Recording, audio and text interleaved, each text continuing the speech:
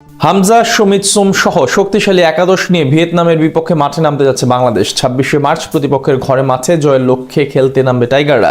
দলে আসতে পারে একাধিক নতুন চমক। ভিয়েতনাম বধে কোচ হ্যাভিয়ের কাব্রেরার কলাকৌশলের আদ্যপ্রান্ত থাকছে প্রতিবেদনে।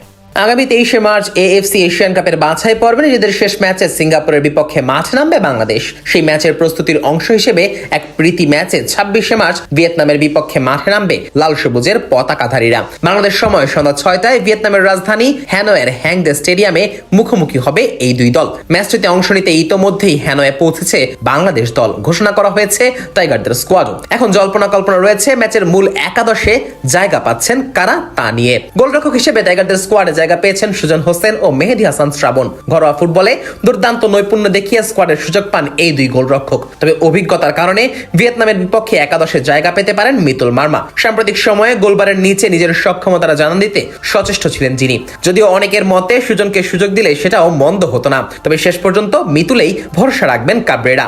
টাইগারদের রক্ষণ ভাগে তপু বর্মনের অনুপস্থিতি চিন্তায় ফেলেছে কোচ হাভিয়ের কাব্রেরাকে। কেননা রক্ষণের এই প্রাণভোমরাই ডিফেন্সে বাংলাদেশ দলের পাওয়ার হাউস হিসেবে বিবেচিত হতেন। তাই তার অনুপস্থিতি ভিয়েতনামের বিপক্ষে ম্যাচে বেকায়দায় ফেলতে পারে বাংলাদেশ দলকে। তবে ম্যাচে তারেক কাজী সেন্টার ব্যাক হিসেবে একাদশে থাকবেন, আর তার সঙ্গে থাকবেন নিয়মিত পারফর্মার শাকিল আহাদ তপু, যা কিছুটা হলেও স্বস্তি দেবে টাইগার শিবিরে।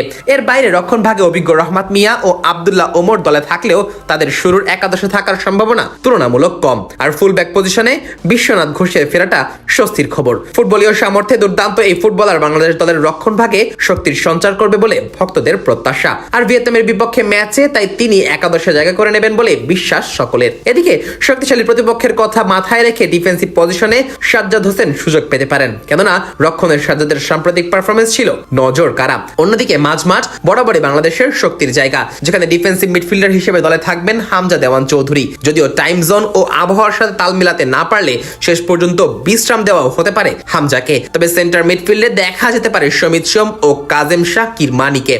এমনকি তাদের বিকল্প হিসেবে সোহেল রানাকেও বিবেচনায় রাখছেন কোচ হাভিয়ের কাব্রেরা। আক্রমণ ভাগে রাকিবের অনুপস্থিতিতে সুযোগ মিলতে পারে অন্যদের। ভিয়েতনামের বিপক্ষে রাইট উইংয়ে ফাহমিদুল ইসলাম খেলতে পারেন, আর শেখ মোরসালিনকে দেখা যেতে পারে সেন্টার ফরওয়ার্ড পজিশনে। লেফট উইংয়ে দেখা যেতে পারে ফয়সাল আহমেদ ফাহিমকে, আর স্ট্রাইকার পজিশনে ইমন বা মিরাজুল থাকলেও শুরুর একাদশে সুযোগ পাওয়ার সম্ভাবনা বেশ কম।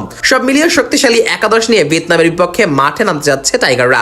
নবীন প্রবীণের মেলবন্ধনে সাধারণ দলটিতে দেখা যাবে একাধিক প্রবাসী ফুটবলারকে, যারা ইউরোপ আমেরিকার চাকচিক্যময় ফুটবলাঙ্গনকে পেছনে ফেলে দেশপ্রেমে বলিয়ান হয়ে ফিরে এসেছেন মাতৃভূমির কাছে। তবে শেষ পর্যন্ত কাবরেরা কাদেরকে একাদশে রাখেন সেটাই এখন দেখবার বিষয়।